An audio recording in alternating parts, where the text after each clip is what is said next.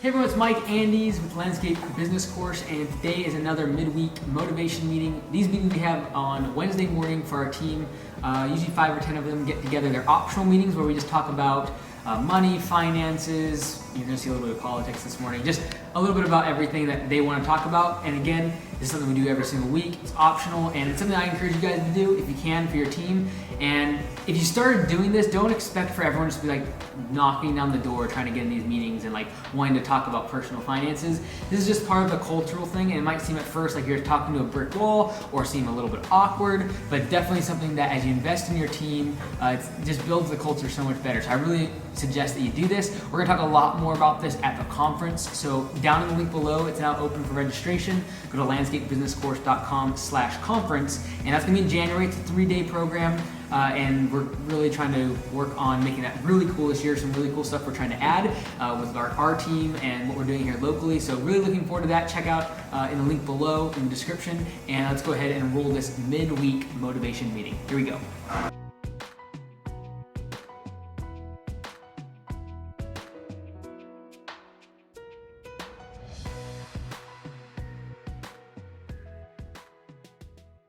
All right, good morning, everybody. So yeah, if you have a question, let's go ahead and just jump right into those.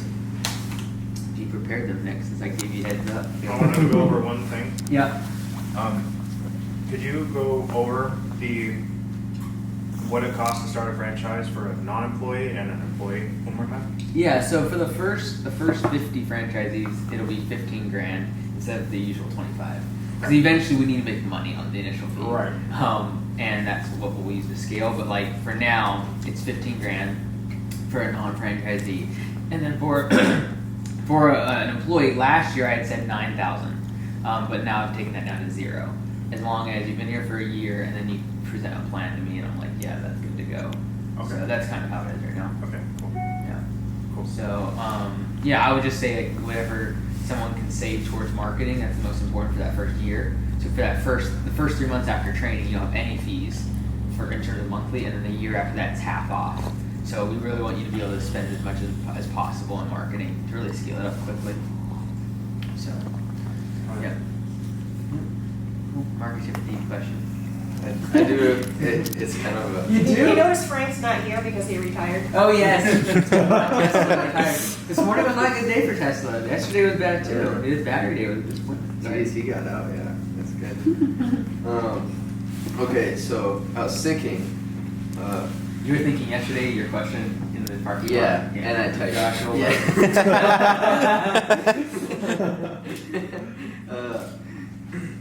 So, pretty much betting, with gold is like betting against the economy, right? So, but people kind of, as the market goes down, usually kind of gold goes up. Yeah. That's kind of the trend, but with the upcoming election coming up, I feel like there's going to be like so much turmoil that like people will have so much fear. Yeah. So do you think for short term, like just like buying gold, like just for after the election, for its small return, is a good idea? This is my opinion. Like I just think precious metals they're not a productive asset. They don't create anything. It's literally a rock. Like it's a rock, okay? Then we just put value on. Some people would say, well, you take a stock, you just put a random value on too. But that stock has an earnings per share, which means it's productive. It's generating revenue. So yeah, like it's definitely a hedge against someone who's really heavy in the stock market, because traditionally the stock market's going down and there's a lot of fear. Then yeah, the gold price goes up. But if you look at the price of gold over time, it's basically like this, right? So I don't know. Like, do I think that one day we'll be on the gold standard? Yeah. If the dollar crashes, I don't think we're going to go to Bitcoin right away. I don't know. It's all just a bunch of speculation.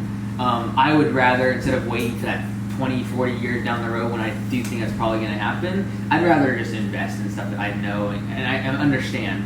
Because like gold, like, okay, Warren Buffett buys into a mining company. Everyone's like, oh my word, everyone should buy gold. And it goes up. Like, it's just a bunch of fear at the end of the day, right? But the stock market in general is a bunch of just expectations and fear and, expectation. Like, it's not what's the word, logical at all. Okay. So everyone has their own opinion on that. I think it's a good thing to hedge. Like if you're really heavy in stocks, probably a good idea to have something like that. But then just don't bet all your money. Like don't bet your last dollar in stocks. You'll be fine. I have a question kind of stemming off of that. Why has gold always been like a standard, like in all like past civilizations? Like what's like I know we put value on gold, but like why don't we put value on like wood or something? Yeah, well, because before like 1970, or 1970, does anyone know the date? 72, 3? I think so. Okay, 1972, 73, somewhere in there, we went off the gold standard in the United States, which basically meant in order to print money, you needed to have a reserve of gold to back it up, right? Well, then the Federal Reserve was like, oh, by the way, we're going off the gold standard, which means you can just print money, right? They just have for the past 6 months, just like crazy, right? You don't need a gold backup. So if we ever switch back to the gold standard, the price of gold would go through the roof, right? That's the thing in theory. But why we went off of that, there's a lot of it. It's political, it's lots of stuff like that. Well, It's yeah. I have another question off of that then. Yeah. How can they just print infinite money? You can't. You can't. There's a lot of factors that go into that. We talked a little bit last time, like inflation, and then you have just so many different factors that go into you. But you can't print infinite, because if you print infinite, it makes the dollar worthless. Right, but how much have they printed in the last 6 months? How much have gone into debt versus print? 3 trillion is the debt. So we can infinitely go into debt, because that's never going to get paid off. Well, no. So this is the thing. This is the reason that they're going into debt so much right now. Is that because if you reduce interest rates, because this is the funny thing. They owe money, but they also control their interest rate. So if you take the interest rate down low enough, and you're basically paying no interest, why would you pay off the debt? This is the big debate. It's like, oh, our future generations are going to have to pay off all this debt. But if the interest rate is 0, yeah, we should be printing money as much as we possibly can right now. That's the theory. But then if interest rates go up, now all of a sudden we have billions and billions of dollars in interest, right? So it's a big game, and they have to walk that fine line of not printing too much, and then or not printing enough, and our economy going kaput. So just glad I don't have that job. Yeah. Jerome Powell and all of that. And the short answer too is also a little bit that the government isn't always necessarily seen as a business, like in terms of, you know, a hurricane hits the southeast kind of a thing.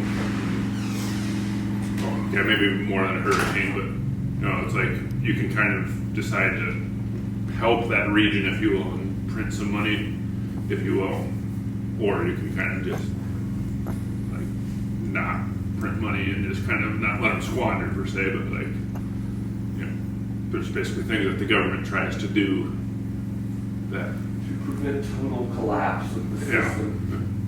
that's what I was looking for. So ominous. There's a voice. Not saying it's right, but it's just like that's the Yeah, it's just interesting. It's like, crux that it comes down to. Now, if the government was it's like, all right, well, somebody's got to kind of bite the bullet.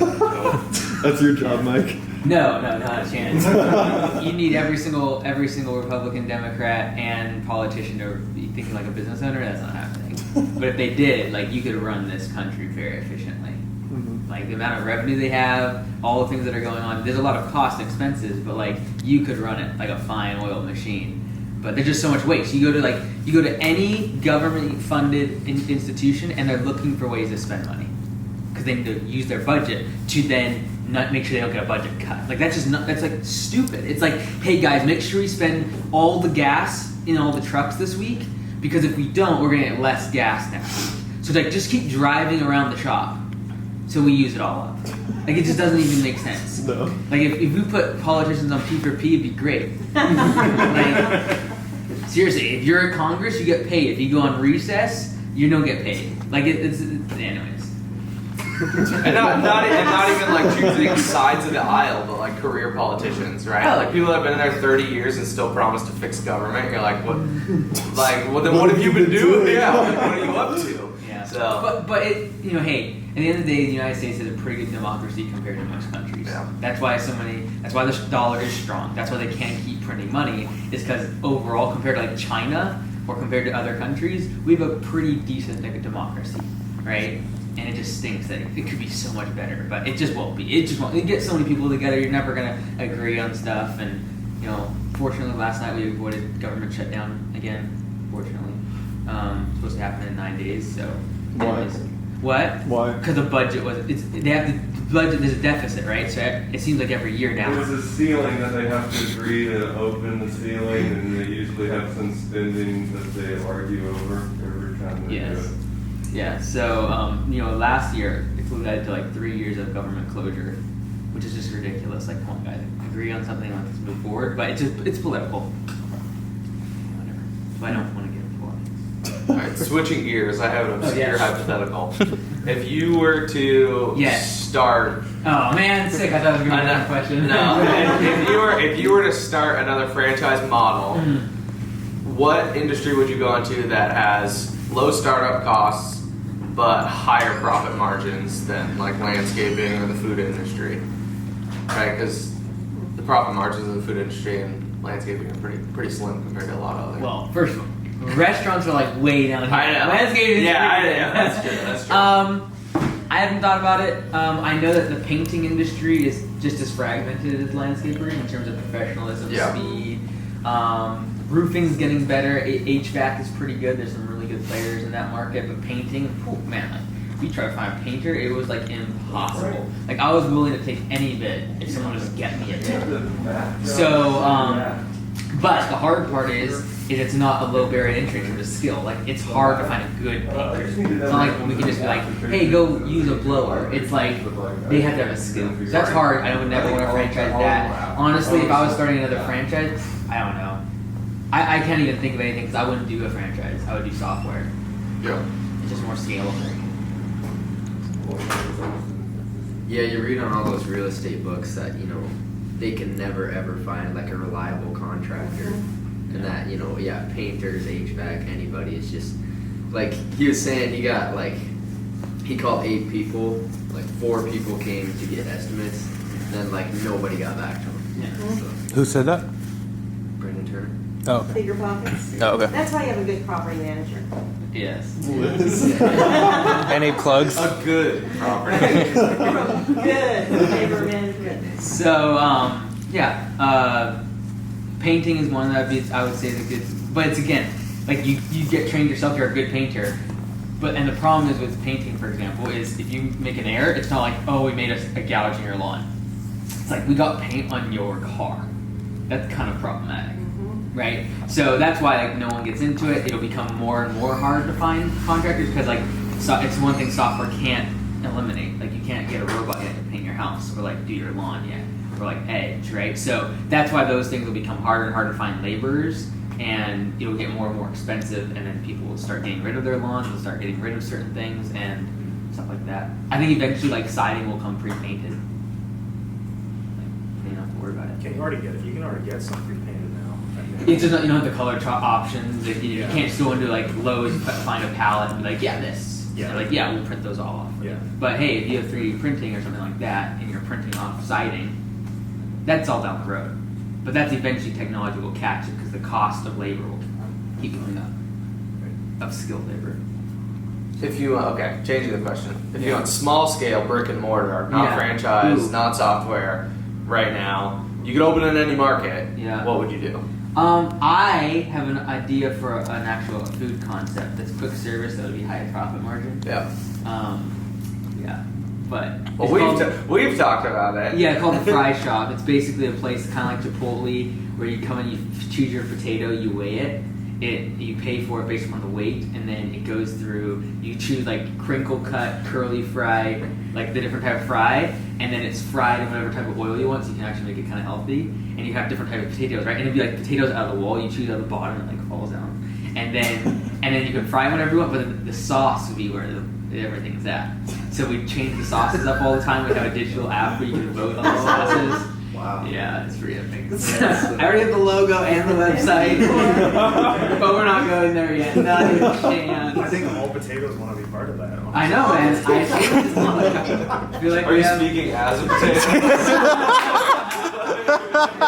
bipartisan support. That's great.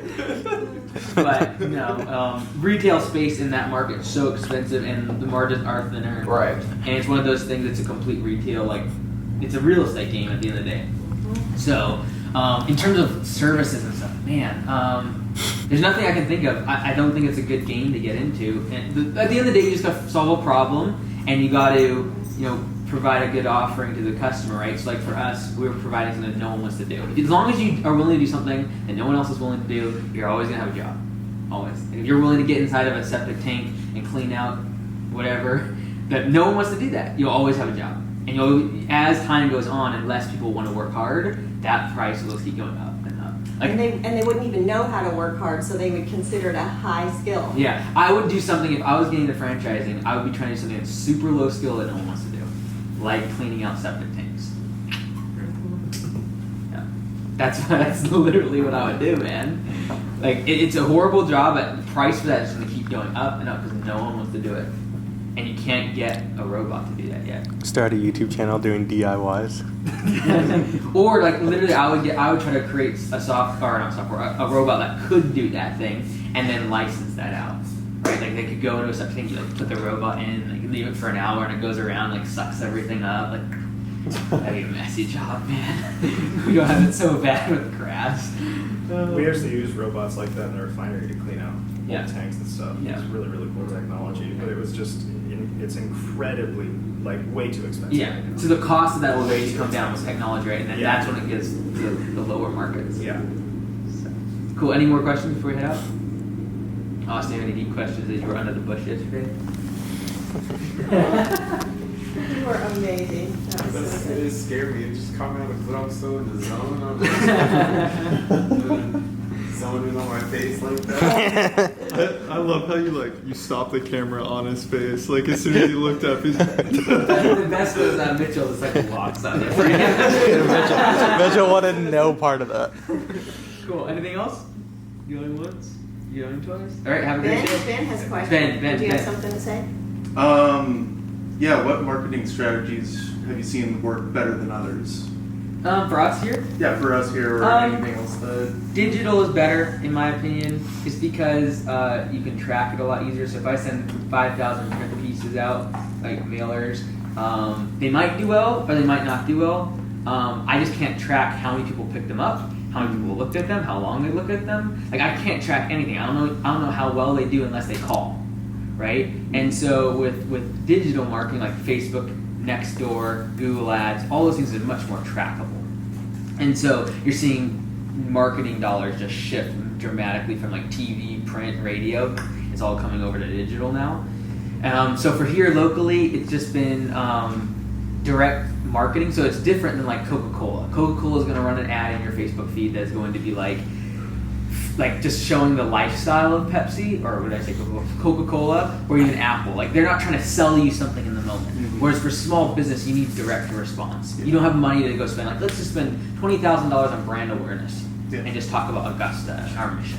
Like that's not going to do well, dollar for dollar. Mm-hmm. So for a small business like ours, it's like getting an offer, making a clear offer, and then having a clear call to action. And use that call to action as like get, quote, or call now. Mm-hmm. And on digital, it's easy to do. Same thing with print though, you're going to try to do, hey, here's our offer, and call to action, call now.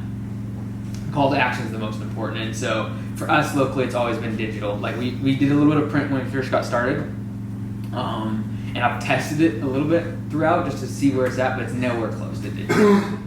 Digital is just so much better. So do you think you're not going to do the door cards anymore that we did in the spring? Probably not. We didn't see much from it, and no one likes to do it. And you did it Except in Mount Austin. Vernon. Now that I left, you're not going to do those Yeah. anymore. Yeah, Josh would throw them away. So Yeah, Josh. Josh just lazy. I came clean. I came clean. Just wanted to call that out. He did publicly. confess because he couldn't sleep. Passed it out. And I was under the influence of someone we won't name that doesn't work anymore. That's a very strong That influence. is not ownership. In Mount Vernon, though, you did the door-to-door, and you didn't Door find it hangers. real. Yeah, you didn't find it very effective. Yeah, it's just not. Like by the time you're paying someone by the hour, then you look at the cost per click thing. Like when you're paying for a Facebook lead, you know when they click, or like better yet, like a Google ad or Google local services, you know you're getting like someone to come to your website. Whereas like when you're passing out, like 95% of those, if you're lucky, are wasted. More like 99%, right? So just like by the time you have someone passing out door hangers and they're paid by the hour or something like that, it's just very expensive. So, cool, awesome. Have a great day, guys.